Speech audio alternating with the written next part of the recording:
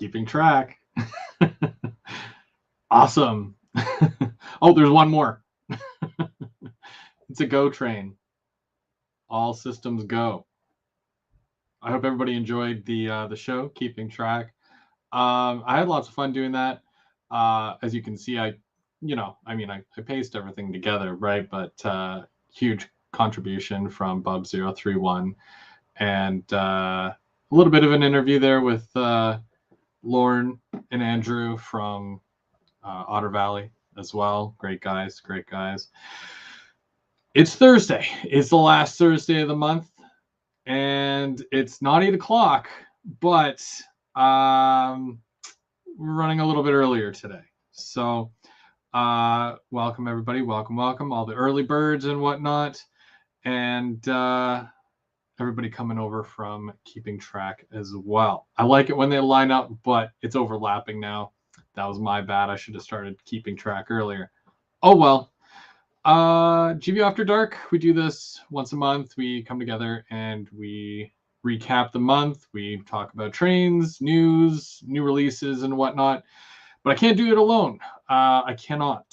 I've tried, and well, most of the time when I do something by myself, it kind of sucks anyway. So we'll bring on my co-host, the tallest guy in the room, M&M Rails. You're nothing without me. You are nothing without me. Hi, everyone. The check's in the mail. Good to be here. Well, let me tell you, this has been a month. You were there for most of it. You know what I'm talking about. Yep. Yeah. So if you guys don't know, shame on you. But this is M&M Rails. Go subscribe. And I'm Go Veer, Go Home. So for GVO After Dark this month, I'm skipping the news. I'm going to learn y'all a lesson. We're going to do a history lesson. I know, history with Go Veer, Go Home. Whatever. It is what it is. Yeah, I hope so. It's history, but it's Canadian history. So get your maple syrup. We're gonna do some Canadian history. New in store, we got some stuff from Bowser and Rapido, and some new announcements from Rapido and the folks at Otter Valley. Month in review. There was a barbecue. There was an Otter Valley open house, and tons of other stuff too. Worth mentioning, of course. And next month, are you ready for this? Because I'm ready. Because all year long, this is our thing. Not only is it the season finale, because for some reason we started in November of like 4 years ago. So not only is it the season finale of season 4, but it's also the spooky Halloween episode.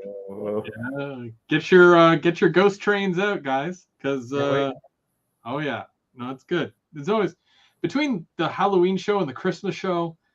I don't know which one I like more. We usually dress up for both anyways. Yeah, they're both fun. And then we'll talk about keeping track, and then the big one tonight, the big conversation piece that should be on a coffee table somewhere: automation. Good, bad, what's it doing for your layout? We'll do a little bit of train talk. Sounds good. So first off, just to let everybody know the reason why we're going a little bit earlier this month. My wife is working late and I got to pick her up. She's done at 9, so I'm probably out of here by 8:30, maybe 22. I can probably get away with. But thanks for joining. And also, congratulations, happy anniversary. Oh yeah, no, I showed up for most of it, so it's all good. Thanks. 12 years, 14 years, what is it? She put up with me for 9 years. So it's been 9 years so far. So wow, that's great. Now she treats it as, or I treat it as 9 years we've been married. But 9 years ago was the day that I told her that I love trains. I waited till after marriage to tell her, which I find was the smart thing to do. So now that the paper's signed, it's all good. I can go nuts. So we'll start off with the, thank you, by the way.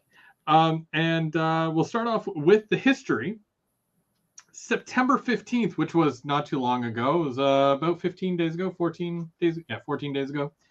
But back in 1885, here in Canada, which was about 137 years ago, if my math is good, the Grand Trunk Railway made news headlines when a locomotive struck Jumbo the elephant in a rail yard in St. Thomas, Ontario. What? Yeah, a Grand Trunk hit a Grand Trunk. Oh my God. I know, terrible, right? I'm a dad, but I can do this stuff. Jumbo the elephant was traveling with P.T. Barnum's circus. Where's Heath? Is Heath here? Oh, Jumbo, not Dumbo. Okay. Yeah, Jumbo, not Jumbo Video. It didn't hit a Jumbo Video. Those weren't there yet. But it was the elephant Jumbo. St. Thomas was a perfect location at the time for a circus, as many rail lines converged to that area. After completing the evening's performance, Jumbo, along with other elephants, were being led back to their custom-made boxcars. When do I get one? Anyways, but yeah, when a train mortally wounded the elephant. It was crossing the tracks, and the Grand Trunk collided with the Grand Trunk. But today, 137 years later, a large sculpture of Jumbo resides in St. Thomas as a memorial. Huh. Yeah. Lots of people go and take pictures next to the Grand Trunk. So, yeah. Bernard, if you're listening, Bernard, possible 3D print Jumbo the elephant. Giant elephant. Oh, wait, I think he had. Does he have a. I know he has lots of animals, but I don't know if he has elephants. So that might be a really good one for him. So if you guys were watching, keeping track, which I feel like a lot of you were, you saw that there was some announcements from Otter Valley when we were out in at the Otter Valley Open House, which they do every year in the fall. Hashtag Mini Prince was there, and also Rapido and Intermountain. Yeah, there we go. I had to think about it. Intermountain was there, and Sylvan Scale Models, and Aurora Miniatures was there. Yeah. All great manufacturers. Otter Valley announced. I gotta pull these out here because I showed you the other ones, but these are the sales sheets. Very nice. The trash gondolas. That was the first offering from Otter Valley. It was nice. And this is the second announcement. More trash gondolas, but these are the 6,000 compared to the 6,400 cubic foot. But very nice. Whole bunch of road names. Your best bet would be to go back and watch Keeping Track, and you'll see all the information. But the pricing, I didn't mention the pricing. $65 a piece or a 6-pack for $350. Can't go wrong. Go pre-order from obrtrains.com. And this bad boy, right? The pipe car. Note the thicker ends. It's not your average bulkhead flat car. Very nice, especially if you run CN service. Bubs and I, because Bubs came with me, or I went with him, but I drove. I don't know how you map that out. We actually saw a string of them. Well, he saw them. I was driving and paying attention. He saw a string of them like up on the track, and there was, I think he said there was about 10 latched together. Wow. So yeah, can't get just one. So those are really nice. And this is the sales sheet from Aurora. I'm just going to throw that up real quick. They had a physical factory painted SD60 model. And this is the one that they were showing off for a while there, but we got to see it up close. And let me tell you, these are going to be amazing. Right now, my money's on these. Yes, I know, I'm getting to it. They are amazing. They're amazing. And of course, they also announced the 50. I want to say they're 50 footer. Are they 50 or 60? the high Q box cars. Okay, I don't have that info, but high Q box cars. They're really nice. So Nice. and of course, something for you and I, Mark. We love Rapido and we love Via. So why not have Bud Coach cars, both HEP 1 and HEP 2? Not a bad price from OVR, $120 each. But yeah. I mean that's roughly what we paid for the LRC cars. So I don't see, it's updated tooling and whatnot. So if you're looking to build a Canadian or just a corridor train, as you saw probably in keeping track there with the Vias going through, they're slowly replacing the LRC cars. So maybe people will start doing that with their layouts as well. Yeah. Probably not. I don't know. Or if you're a collector, why not? So, but new stuff in store. The Bowser, gotta love Bowser.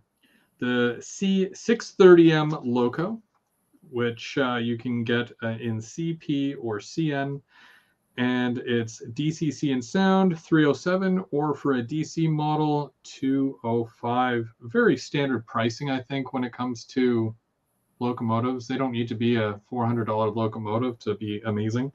Yeah. And of course, Rapido just arrived. The EMD Amtrak 50th anniversary E8 locomotive, and it comes in a commemorative wooden box. I don't know how the wood box could be commemorative, but it'll make a nice display piece. I saw that. Perry did a nice unboxing review of that. Trains by Perry. Go check it out and give him a shout. They go for $400. $400 for one of those. Yeah. It's mostly the wooden box, though. I think even like when they were doing the F40s with the clear clamshell case or whatever, display. It's because of the case, right? If you didn't need the case or if you didn't want the case, I mean, it's still about $350, but either way. And of course, the Via UP, NYC, CP, and more Amtrak are on the way, but of course, the first one's going to be the anniversary one. Yeah. Well. Again, so, just very important at the pause after that OVR announcement. OVR is releasing trash cars, trash gondolas. Yes. Shouldn't be like releasing gondolas for trash, not OVR coming soon, trash gondolas. Too big of a space. The cars themselves are very interesting. North American based, of course.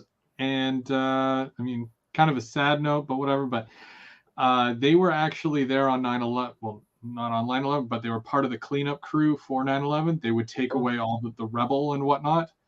And of course, also scrap metal and whatnot as well to the, So a little song for everyone. Canadians use them. I think AIM is a very big one in Ontario that you'll see like a lot. I see the AIM on Ontario Northland stuff too. So that's probably what I'm going to be shooting for, the all black. Yeah, this one right here. Yeah, very nice. Very nice. And they've got a good amount of weight to them. I was holding it, and very nicely detailed. They did a lot of work. Big shout out to Andrew on that, and all the work and sweat and tears that go into something like that. It's crazy. I hope everyone's doing good tonight. It's fall, or the start of fall. Would you consider it fall? I mean, it's pretty cold outside. Leaves are falling off. Yeah, it's fall. It was chilly today. I had a scone the other day, a pumpkin scone. So that, that's kind of how I measure the season, right?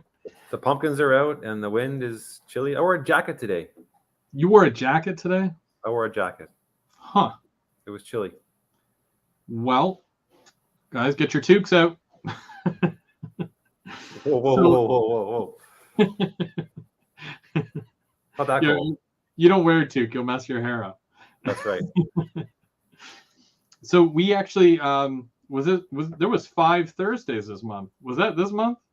It's been a long month. It's been a long month, yeah. Oof.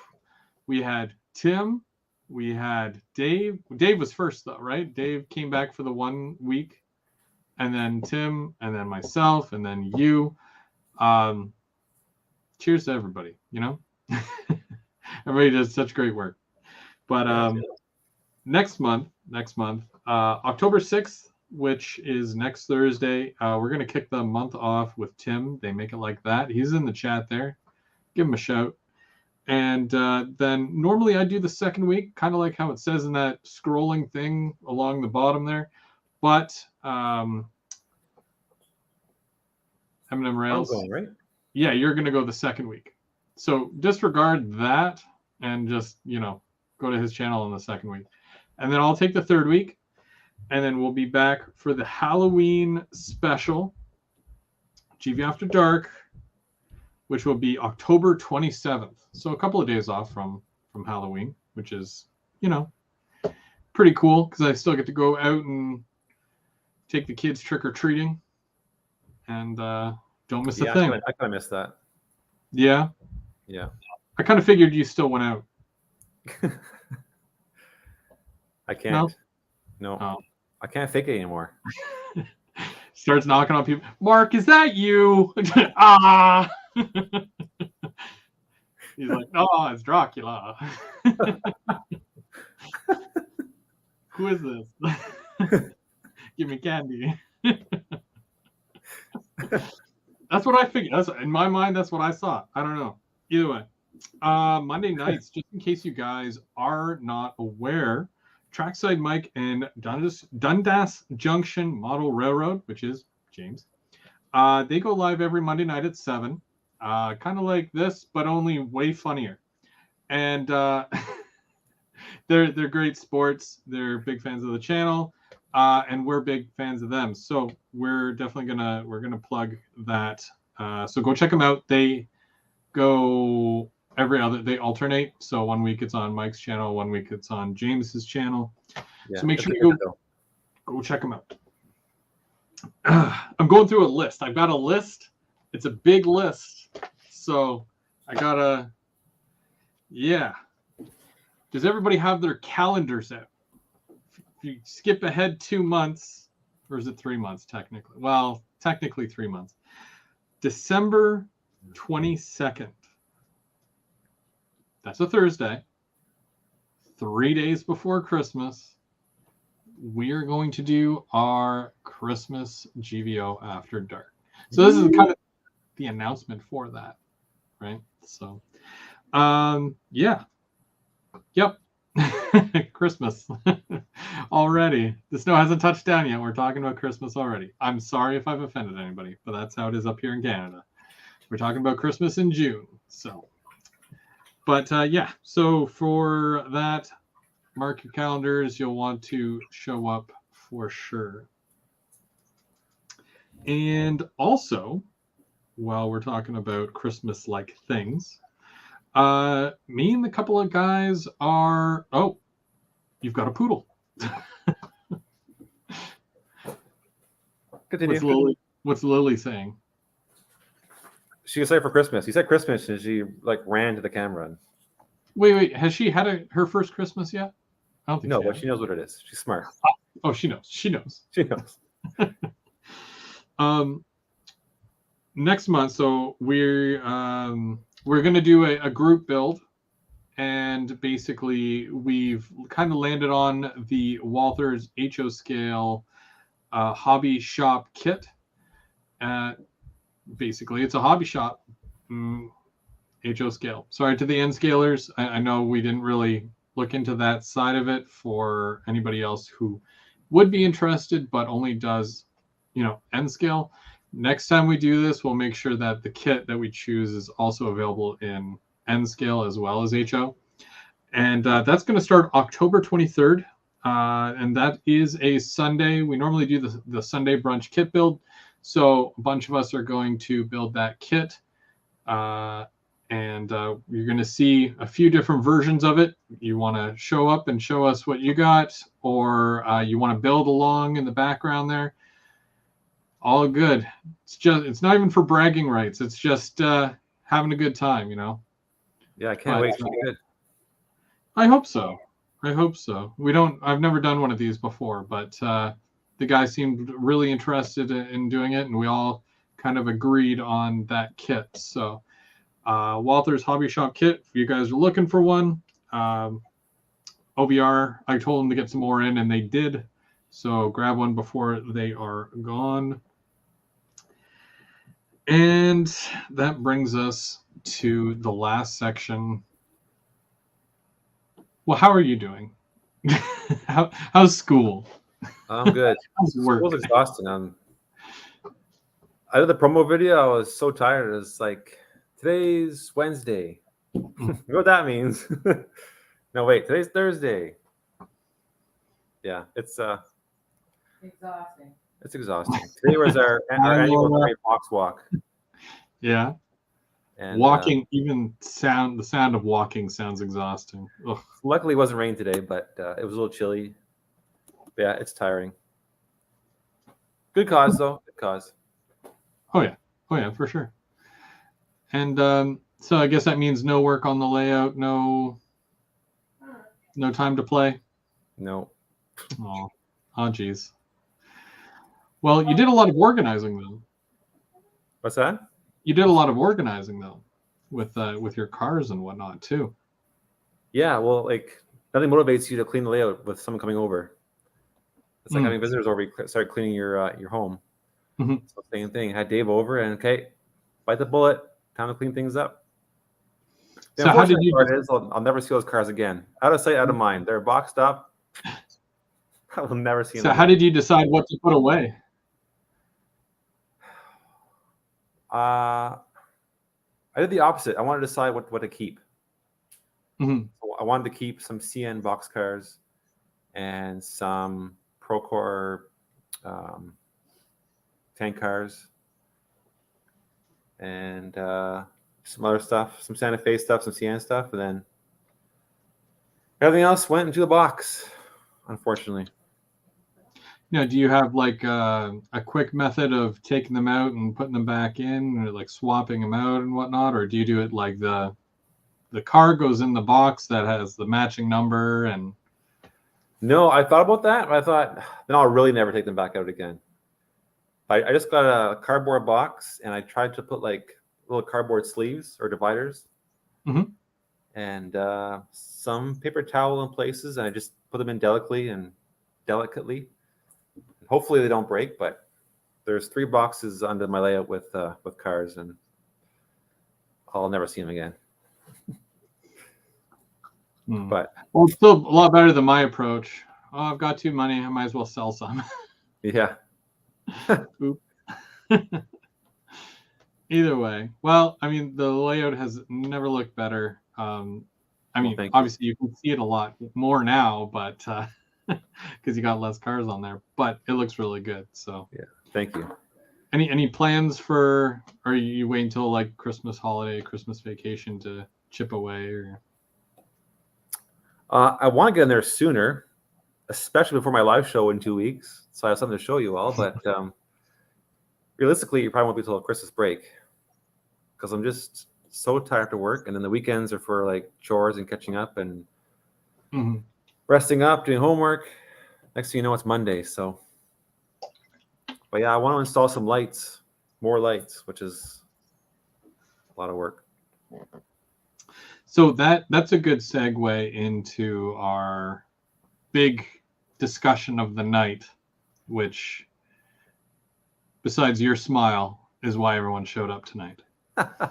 We're talking automation in the hobby and on your layout, of course. And I find that this will kind of start a discussion, if you will. And you know, there's going to be good parts, bad parts, people, the sticklers that don't like change. I'm probably part of that department, but I still find a lot of this new age stuff very interesting, especially when it comes to changing decoders and whatnot, programming them to do those little things that you could manually do, but then they do it automatically for you.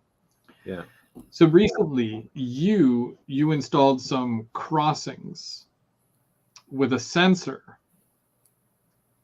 and when the train goes through or past the sensor, it throws the lights. That's a Yeah. form of automation, right? Yeah, for sure. And like I said, my live show, definitely cool. Just not sure if it's worth all the money. I don't know. It's neat when someone comes over like, hey, watch this. Ding, ding, ding, ding, ding, ding, ding. Wasn't that cool? Great. See ya. It's a novelty, I think. It'll be cool for videos. When I want to shoot some like small rail fanning videos. Mm-hmm.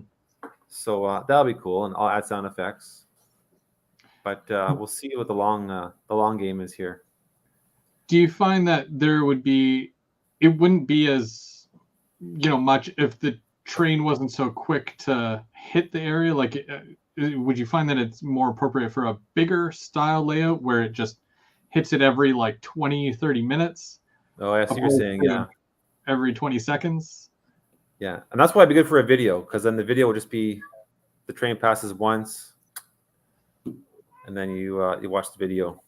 Mm-hmm.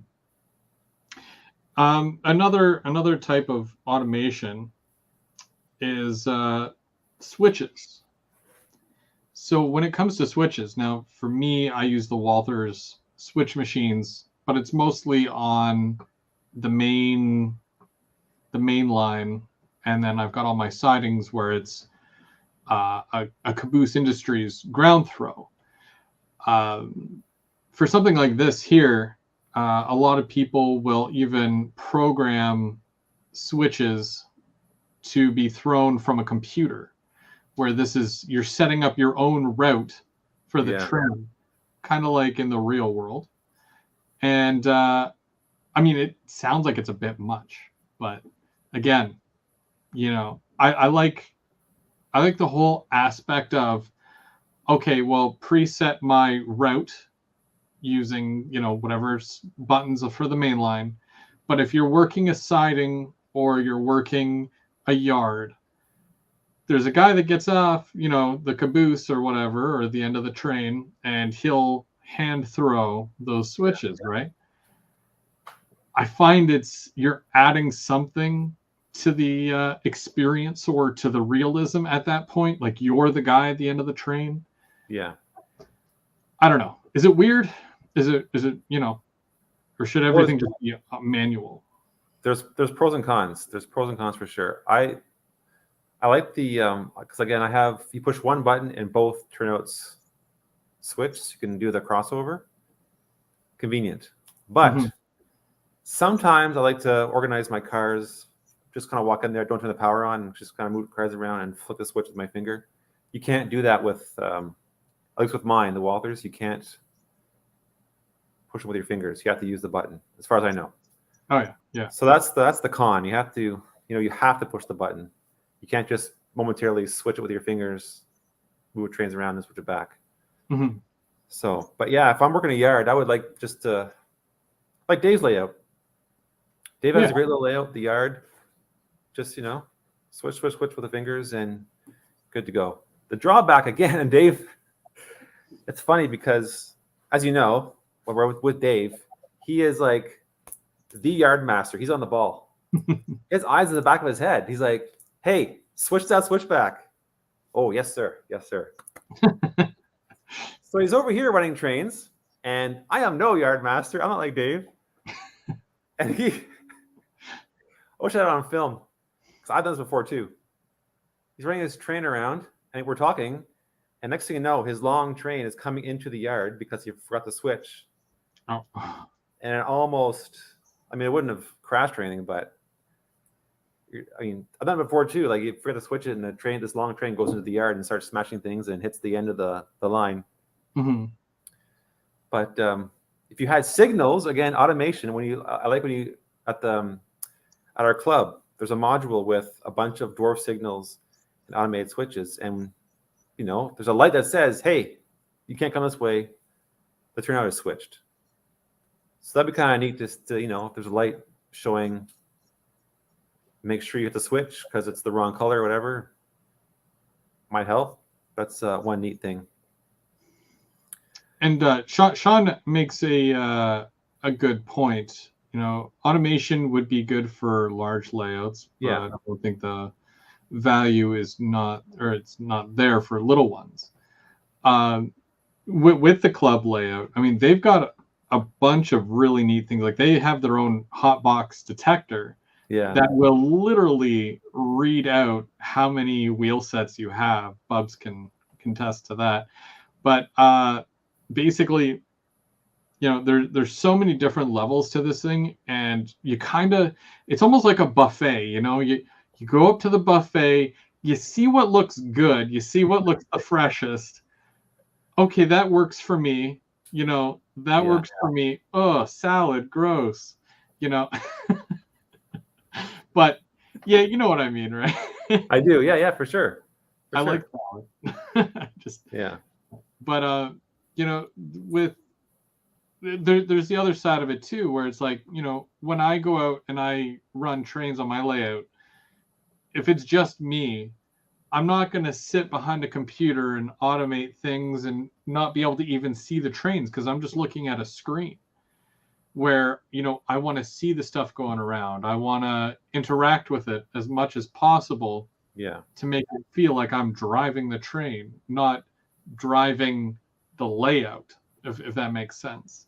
Yeah, for sure. And with, you know, with the different things that you can do, I mean, just as one person, if I'm switching out some cars or if I want to move a train right or like around the layout, I'll preset everything so I already know the path ahead of time.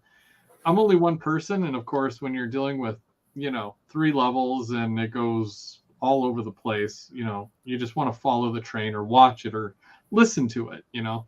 That's just how I run trains for my layout. But as soon as you have more people come over, you know, it's more like a, okay, pick a spot. What are you doing at this spot? Then you can get into the real nitty gritty, I guess you can call it. Yeah. Switching things and automating more because you've got more hands that can say, okay, I'll focus on this or I'll focus on this, which is a little bit easier. Yeah. There's also the aspect of the, I don't know if you've seen it, but the smart coupler. The smart coupler. Yeah.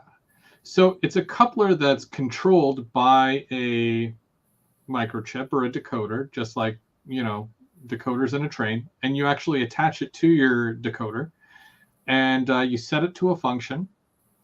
And well, you have to wire it from the little decoder to the train decoder to your functions, and then you program it, and then when you push a button, the coupler opens.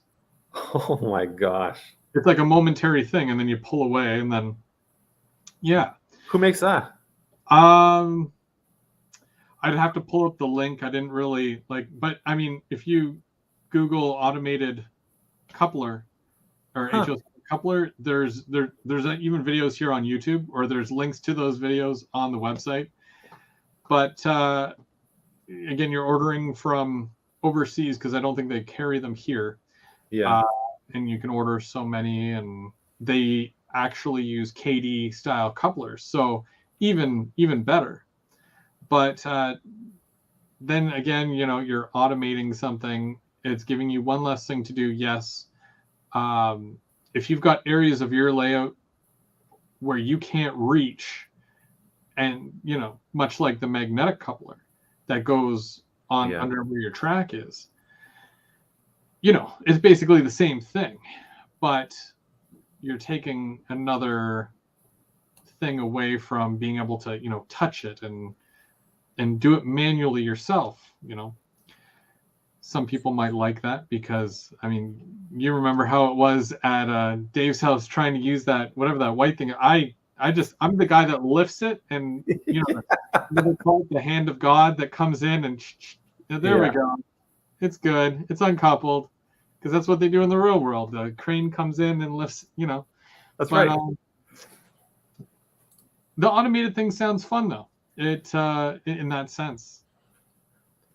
Well, for me personally, the whole automation. Part of it is I want to see if I can do it and just see what it's like. Just give it a shot. I've tried to switch machines on the button.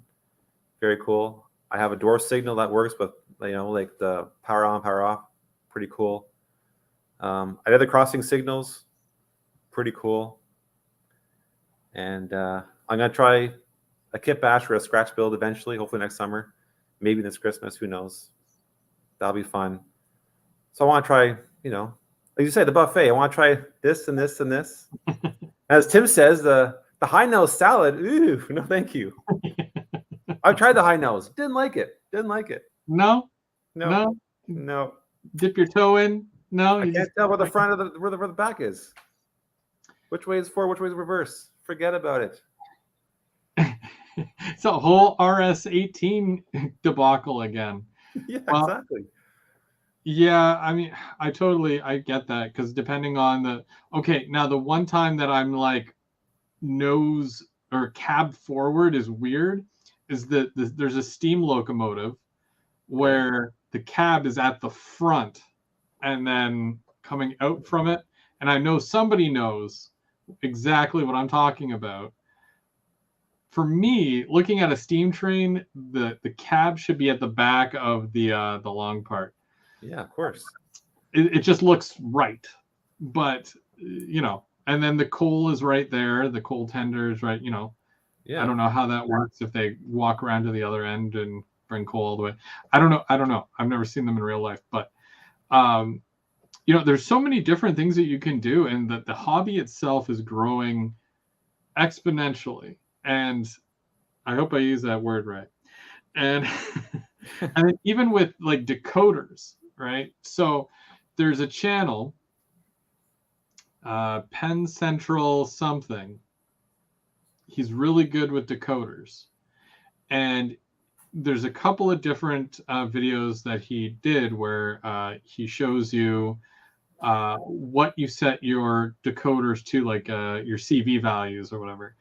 And basically, when you're making your locomotive move, when you start to move, as soon as you get to a certain speed step, which would probably be like a 3 or a 4, the bell starts going, ding, ding, ding. And it does it automatically because you've preset it to do that.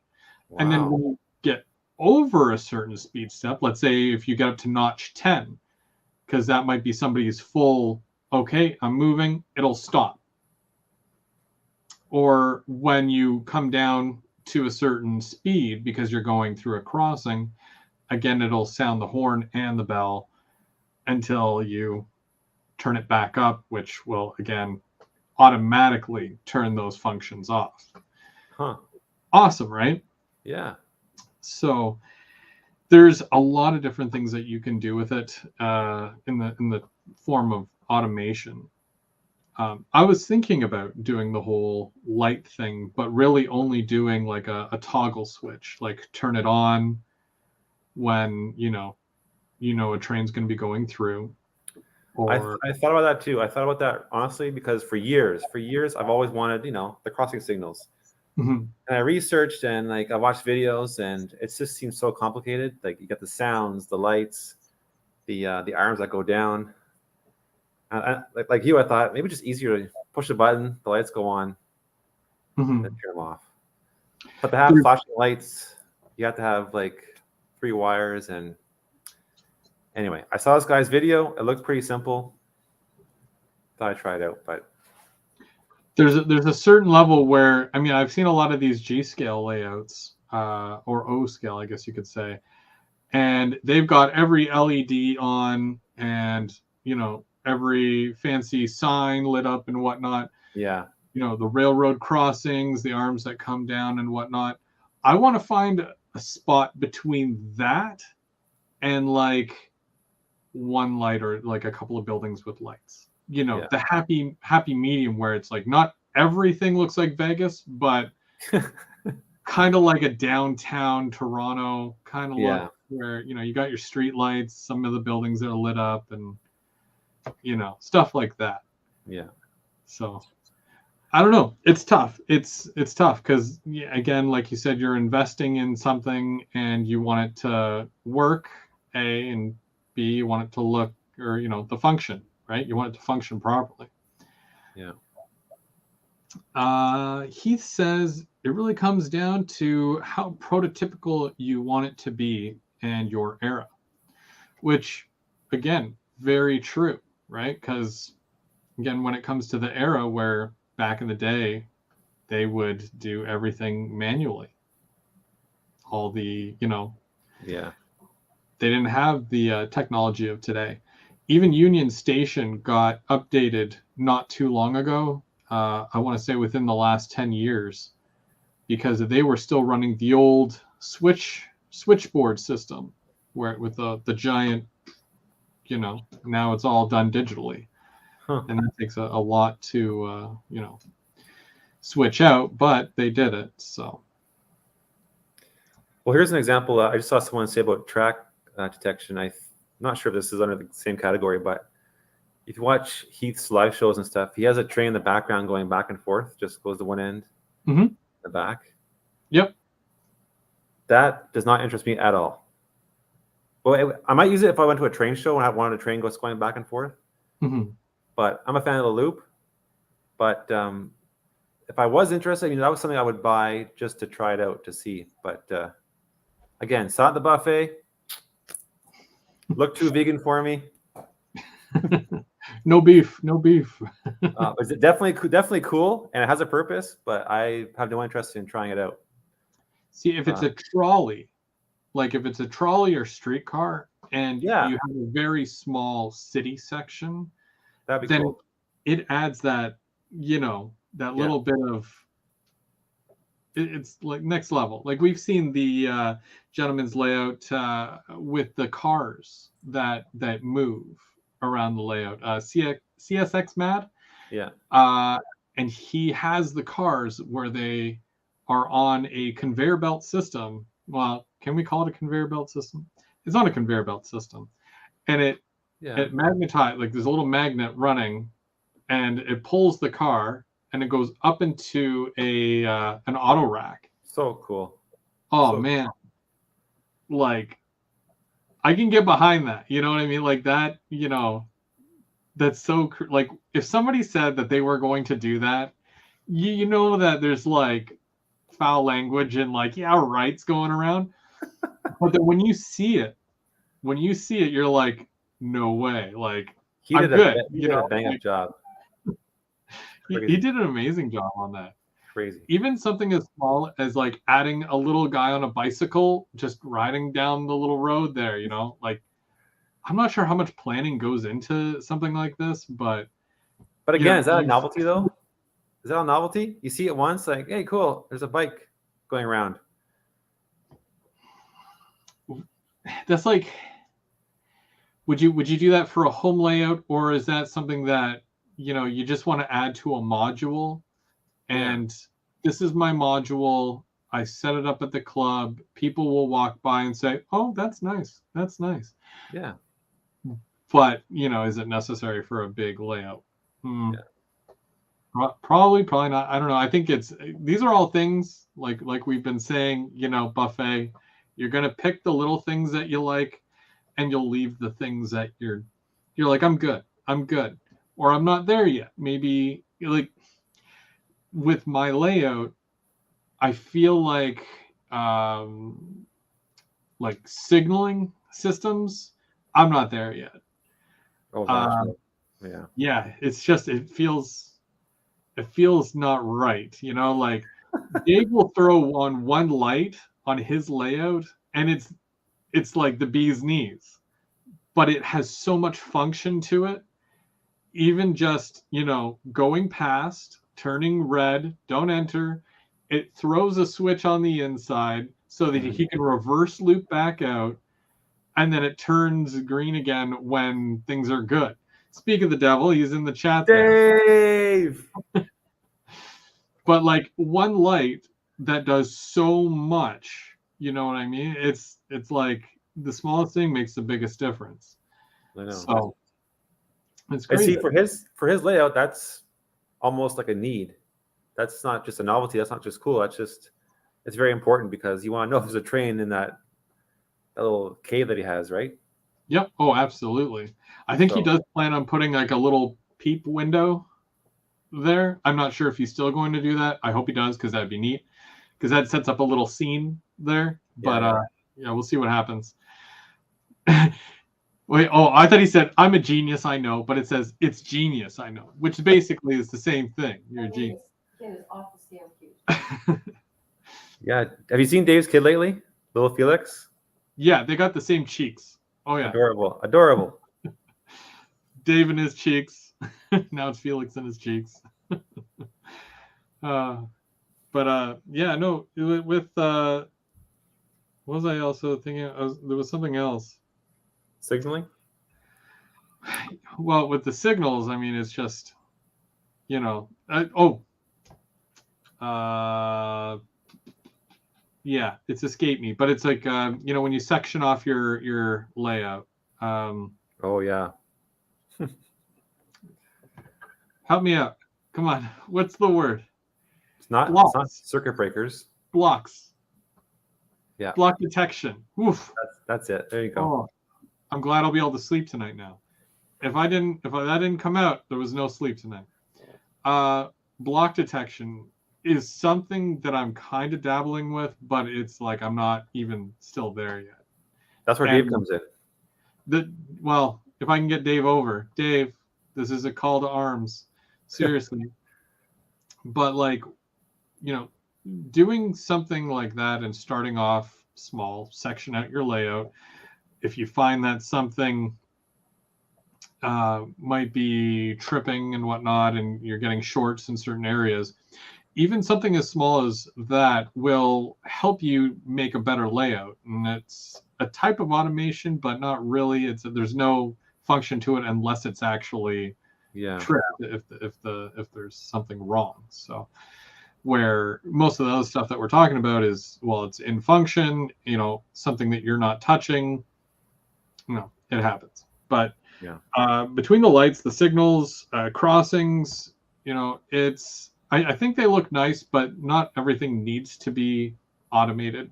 I think that if you've got cars at a crossing, the arm should automatically be down, and it just adds to the scene. I don't know, just me. If you got little flashes going on there, that's great too. And the coupler, I think the coupler might be a bit much on, you know. But you see, I would be tempted to buy one and try it out. Oh, full on, try it. Like I would try one. But that would need to be, I mean, see, that's the thing, right? Like, because again, you know, you're attaching it to a locomotive, because unless you're putting a decoder in every single one of your cars, yeah, you know, you're still needing to, okay, well, am I dropping every single car here, or am I just dropping, you know, two or one specific one?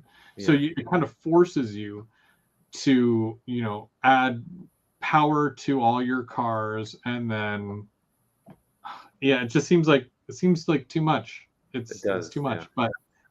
But the idea of, you know, let's try this, add it to we'll see what happens. I mean, we're gonna keep going with this. I think that we'll touch on it again in the future, and we'll see if our minds have changed at all with any of this stuff, because you know, Chad's saying locos only.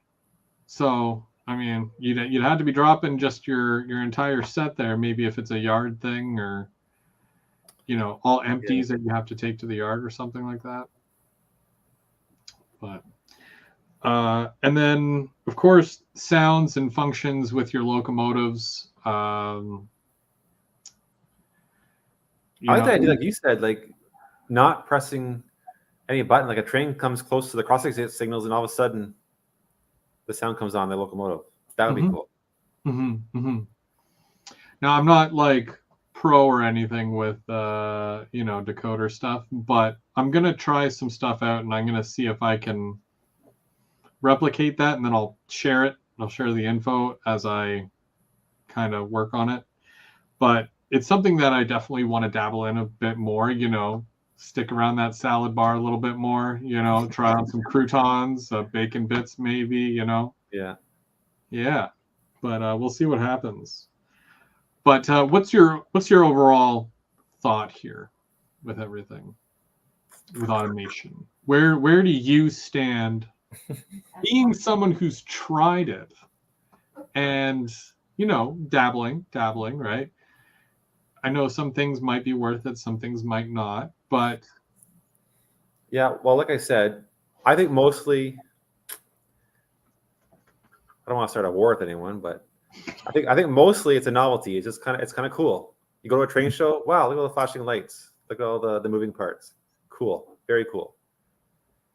But like I said, in Dave's case, and lots of layouts, like in the club layout, the automatic lights coming on, the signals are very important. They serve a purpose, and it's also neat, but it also serves a purpose. Lets you know that you can't come this way, whatever. This is switched.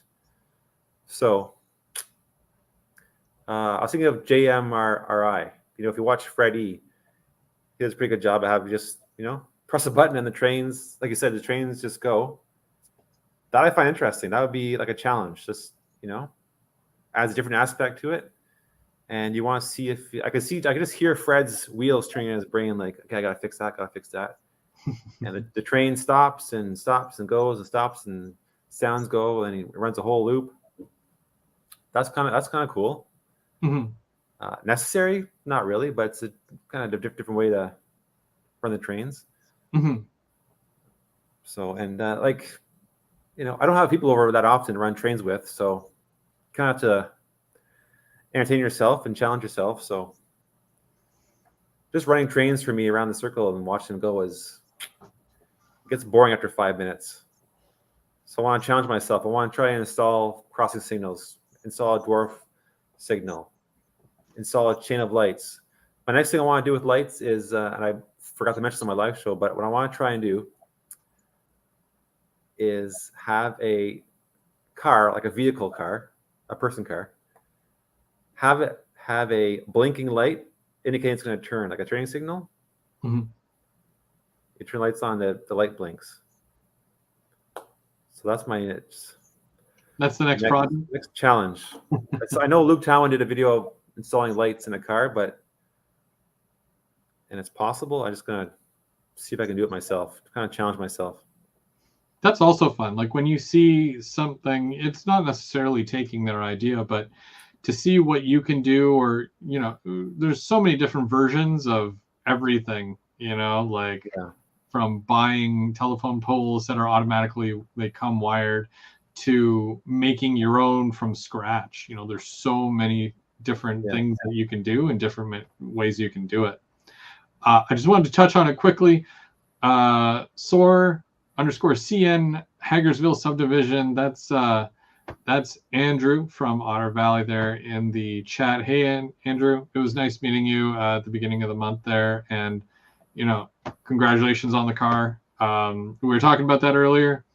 And we look forward to more releases from you guys. So great work on that. When it comes to I'm very old school. Old school in the sense where, I was doing the train thing before DCC and sound. Yeah. So everything, like the most automation you would get would be the Atlas switches, and you'd have the little turquoise and black switch on your little plate thing. Yeah. All linked. Yeah. That ugly sound it would make. Oh yeah. And that was automation at its peak right there. Yeah. And it worked okay. Between that and that classic Tycho crossing that everybody had it. Do not joke. Yeah, the little hard plate and and it would bounce. It would just do this the entire time. Every car went by.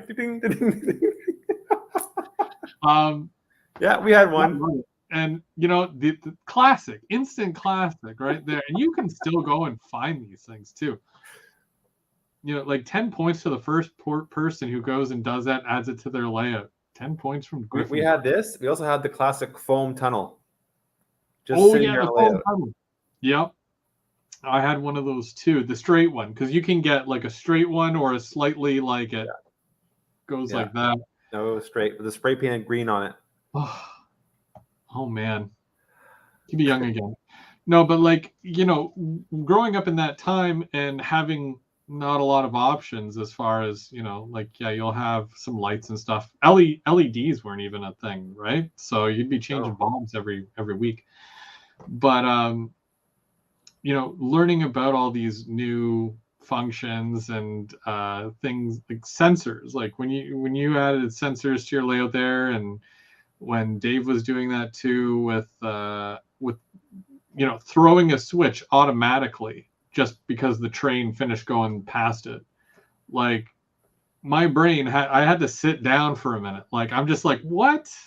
Like that's crazy. That's so cool. But is it, I mean, it's definitely necessary for what he's got going on. But I'm like, how can I incorporate that? Can I? Should I? Is it worth it? Probably not. Yeah. So.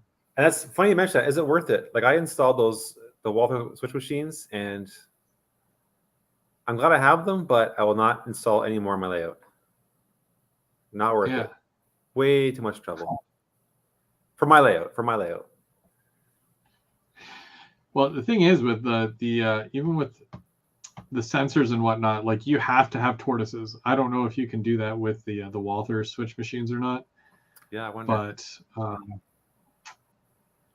I'm sure there's an attachment. They have lots of attachments, but it just, still trying to figure out the switch machine for what it is. And even that thing that you did where you just put a little solder piece between the two things and it just changed, it reversed the colors or whatever. It's like, that wasn't written anywhere. That was worth it. But yeah. I like having two green lights, I gotta say. Yeah. No, it makes sense. I was actually talking to Dave, I think, when Dave was over, I think I was talking to him. Either he was here, I was his place. And I was saying, if I do it again, build that layout, I think I'll go no foam. So I have just the wood and maybe cork. So it'll be easier to install switch machines. Maybe. Mm-hmm. Yeah. We'll see. Maybe.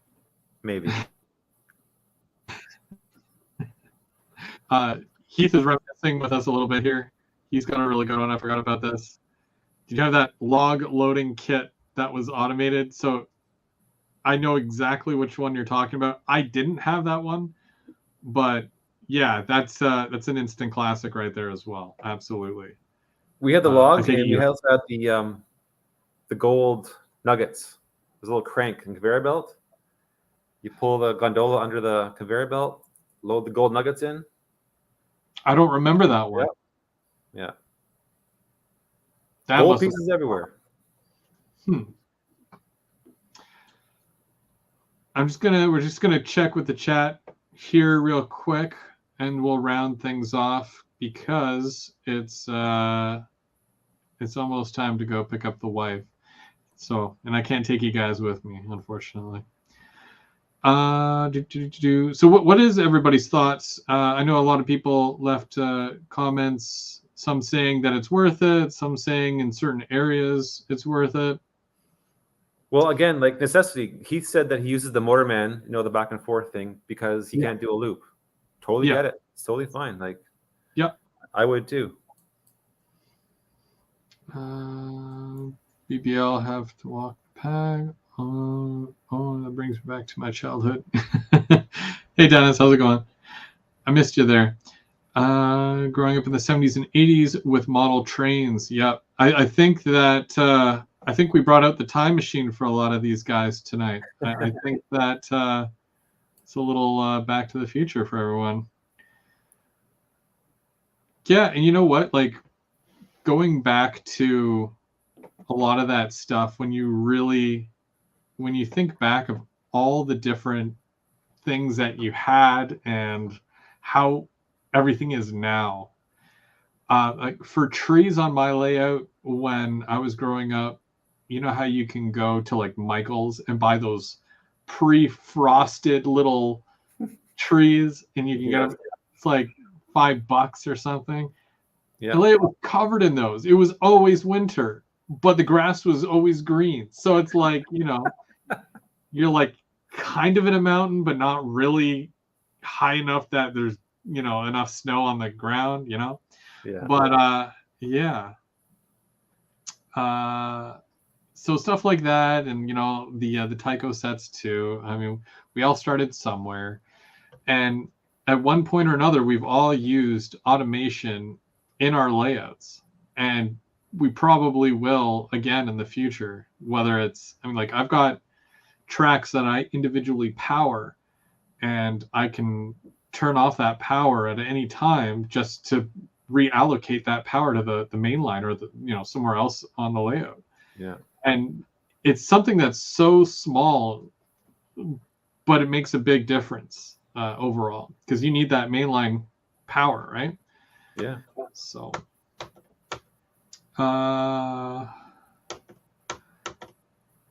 yeah, like all things in model railroading, automation means different things to different modelers.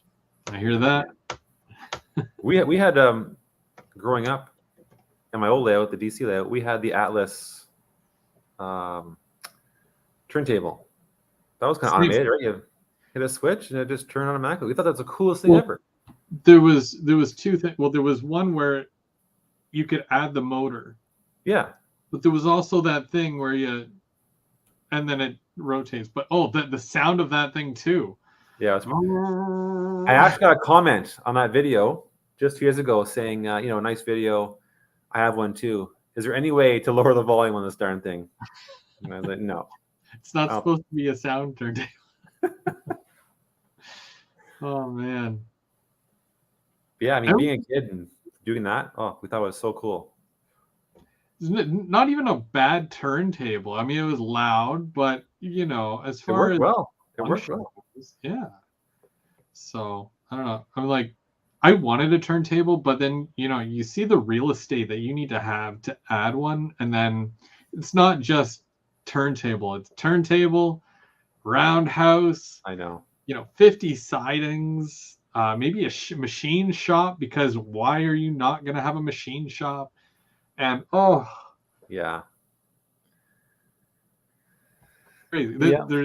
It feels limitless, and there's just so much. So, but I'm glad we were able to talk about this. It's been weighing on me a little bit here, and I'm glad. Good talk. We do these therapy sessions once a month, so I have to save up all month long for this. So, but next month, I hope everybody's ready, because next month is our Halloween special, and I don't know. We might have a special guest or somebody, something or someone, or it might not even be us. It's going to be like Dracula and Boogeyman or something. I don't know. I need a costume. Yeah. Me too. I'm looking for a Tim wig. I'm still looking for a Tim wig. Yeah. I was thinking about shaving this and leaving this, and I was going to wear the hat and go as Mike. That's a good idea. Right? What if we both become Mike, right? We'll get rid of this. We'll just have that, right? Yeah. Shouldn't be too hard. Are you be Mike? I'll be James. You be James. Okay. Yeah. Because I got the hat, right? So we'll do. Love to dress up like Chris. Okay, Laura says I'll be you. I'll be Chris. You're gonna be me. Yeah, we'll do No trackside Thursday. Trackside Thursday. Good luck. Good luck. I'm gonna send you one of those hats. How many one of those hats? East side. East side. You need one of these? Yeah, East End. Uh-oh. North End. Mine's gonna say rear end. That's what mine's gonna say. Rear end. Oh man. Well, next month, definitely lots for people to look forward to. Thank you so much to everybody who joined us for keeping track, and then everybody who came over and for the deep discussions of automation on GVO After Dark. Again, next month, lots coming up. And Mark, as always, you're awesome. Always fun time. Always fun. And also, because, I don't know I know that the Canadian Thanksgiving is in a couple of weeks. So if I don't see you guys, have an awesome Thanksgiving. And I think the American one is later on in the month, right? It is, yeah. Near the end. We'll see you by then. Save some turkey, though. But everybody have a great night, and we'll see you down the tracks. Take care.